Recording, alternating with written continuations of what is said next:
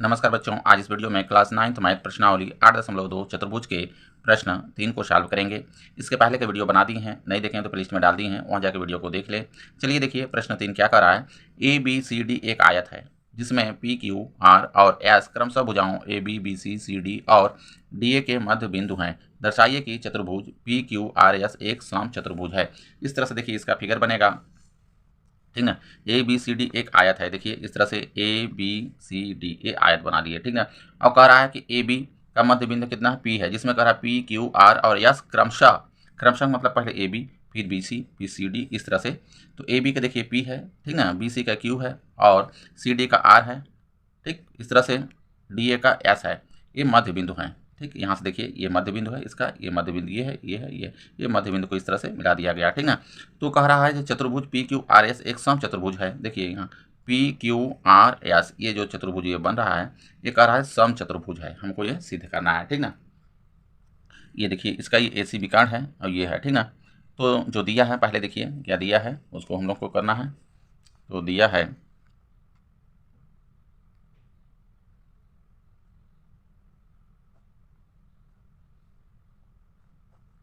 A B C D एक आयत, ठीक ना। ए बी सी डी एक आयत,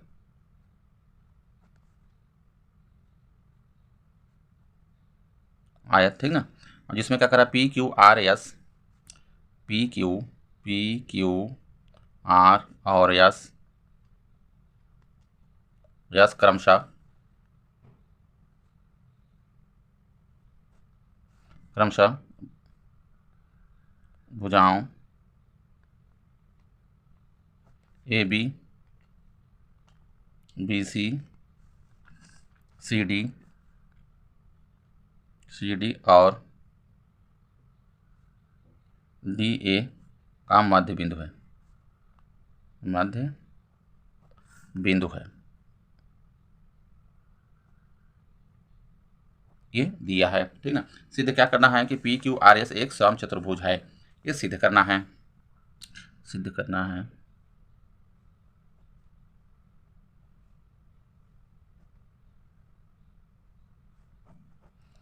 ये वाला देखिए यहाँ से पी क्यू आर एस, ठीक, ये कह रहा सम चतुर्भुज है, सिद्ध करना है पी क्यू आर एस सम चतुर्भुज है।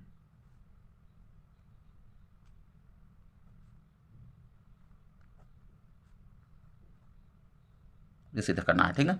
आप देखिए चलेंगे उत्पत्ति में, उत्पत्ति इसमें देखिए इस तरह से, ये देखिए ए बी सी डी जो चतुर्भुज है, ठीक ना। इसमें देखिए त्रिभुज ए ऊपर एक इधर त्रिभुज है, देखिए ए बी सी, ठीक ना। ये वाला त्रिभुज हम लेके चलेंगे, पहले देखते हैं यहाँ पर, ठीक ना। तो त्रिभुज ए बी सी में, त्रिभुज ए बी सी में देखिए ए बी का मध्य बिंदु पी है, ठीक ना, या कह सकते हैं पी ए बी का मध्य बिंदु है,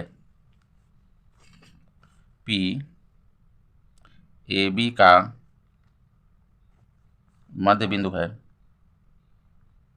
मध्य बिंदु है।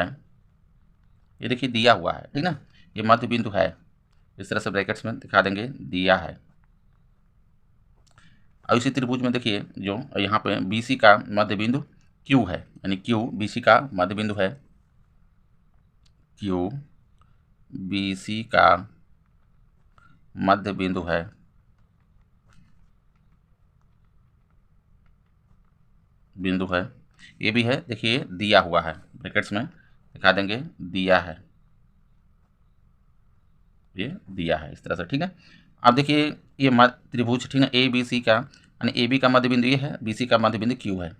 तो देखिए मध्य बिंदु पर में जो है, ठीक ना, से हो जाएगा कि जो पी क्यू है, पी क्यू समांतर ए सी होगा, ठीक ना।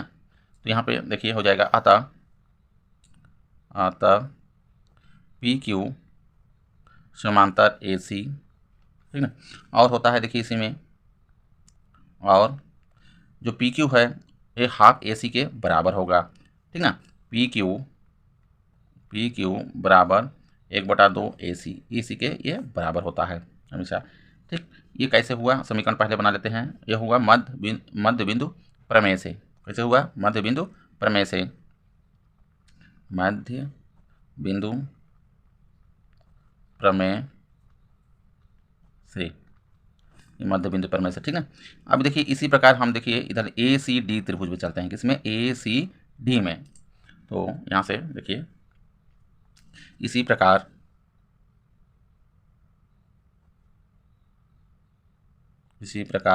ए सी डी में, त्रिभुज ए सी डी में देखिए ए डी का मध्य बिंदु एस है, ठीक है।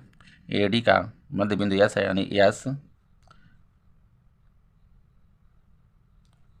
डी ए कह सकते हैं, ठीक है।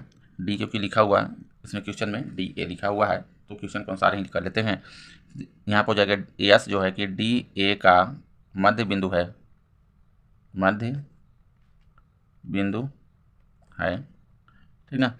ये दिया हुआ है, ब्रैकेट्स में कर लेंगे, दिया है, क्या है ये, दिया है, ठीक।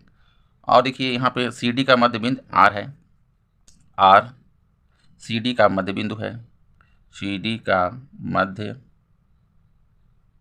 बिंदु है,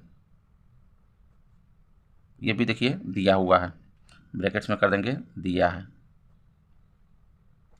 अब देखिए मध्य बिंदु पर मैं इसमें लग जाएगा तो हो जाएगा, देखिए यस आर जो होगा, ठीक ना, ए सी के समांतर होगा, यस आर यहाँ से ये जो है इसके समांतर होगा, ठीक ना।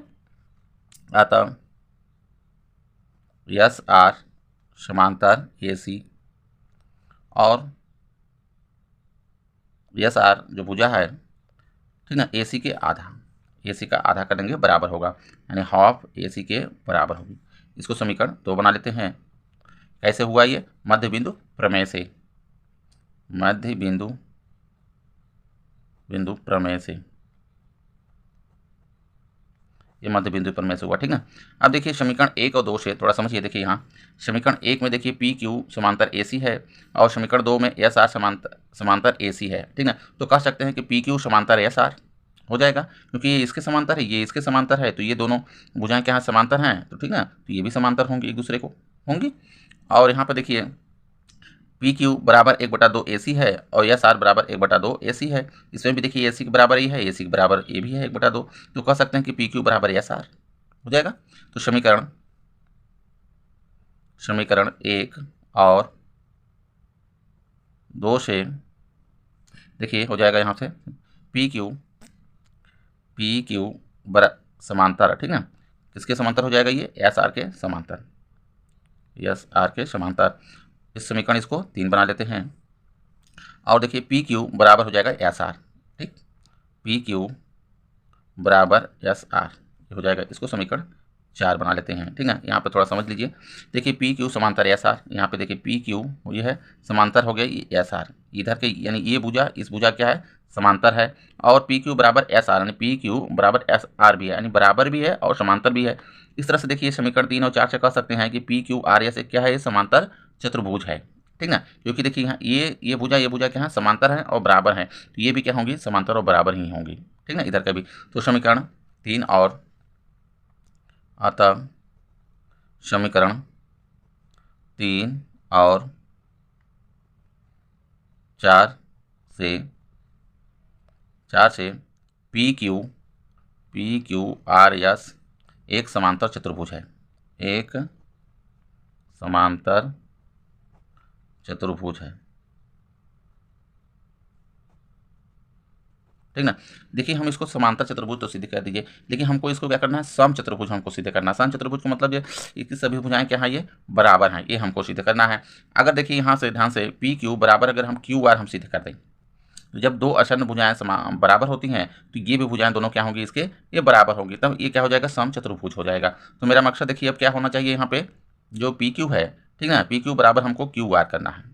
तो यहाँ पे देखिए इस त्रिभुज में हम चलेंगे बी सी डी में, इसमें, ठीक है, बी सी डी में चलेंगे तो देखिए बी सी का क्यू मध्य बिंदु है और सी डी का आर मध्य बिंदु है, ठीक है। तो यहाँ पे त्रिभुज बी सी डी में, ठीक ना, बी सी का मध्य बिंदु क्यू है, यानी क्यू बी सी का मध्य बिंदु है,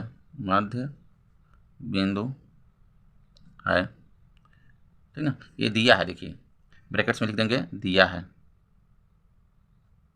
है, ठीक।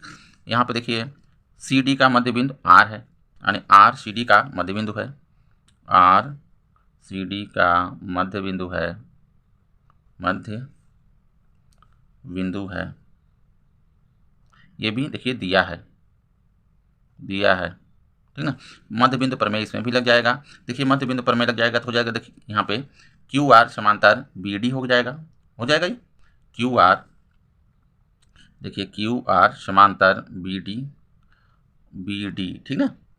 और जो क्यू आर है हाफ बी डी के बराबर होगा, और क्यू आर बराबर 1/2 बी डी, ये बराबर होगा, ठीक ना। इसमें देखिए समीकरण बना लेते हैं, इसको 5 4 तक बना है, 5 बना लेते हैं। कैसे हुआ? मध्य बिंदु प्रमेय से। आगे लिख देंगे मध्य बिंदु प्रमेय से, ठीक ना। हालांकि देखिए हमको सिर्फ ये जरूरत है, इसमें जरूरत ये नहीं है, ठीक ना। हमको क्यू आर, क्योंकि हमको देखिए दिखाना क्या है, इसमें जो क्यू आर है भुजा पी क्यू के बराबर, हमको ये दिखाना है, ठीक ना। तो यहाँ पर थोड़ा सा ध्यान से देखिए,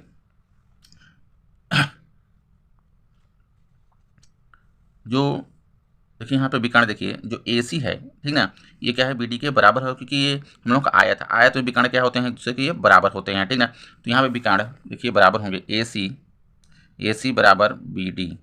ये समीकरण बना लेते हैं, इसको 6 5 तक बना है, ये 6 हो गया, ठीक। ये दिया है विकर्ण, क्योंकि इसके ये बराबर होंगे, क्योंकि आयत दिया है, तो ये भी विकर्ण इसके ये बराबर होंगे, दिया है, ठीक। अब देखिए यहाँ पे थोड़ा सा समझिए समीकरण 1, देखिए यहाँ पे समीकरण 1 में, देखिए समीकरण 1 में दिया है पी क्यू बराबर 1/2 AC है ये। और समीकरण 5 में देखिए जो क्यू आर है बराबर 1/2 BD है।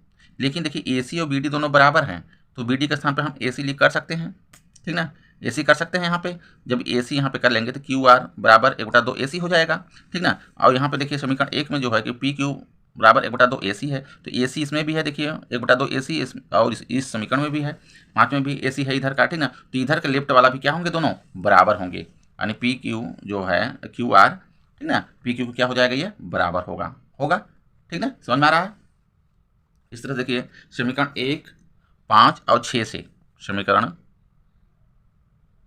1 5 और 6 से, क्योंकि देखिए यहाँ पे ध्यान दीजिए BD के स्थान पे हम AC लिख सकते हैं, तो 5 और 1 अगर तुलना करेंगे तो देखिए आ जाएगा मेरा ये पी क्यू बराबर क्यू आर हो जाएगा, ठीक ना।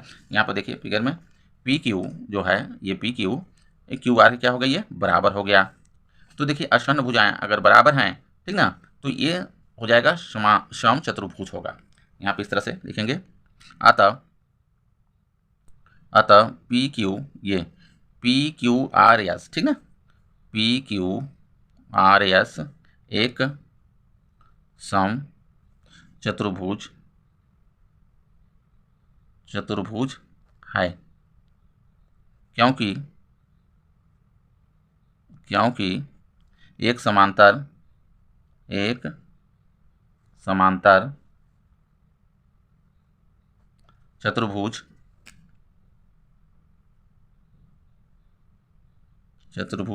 जिसकी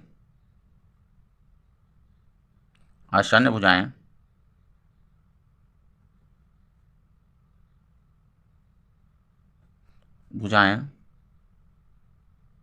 समान हो सम चतुर्भुज होता है,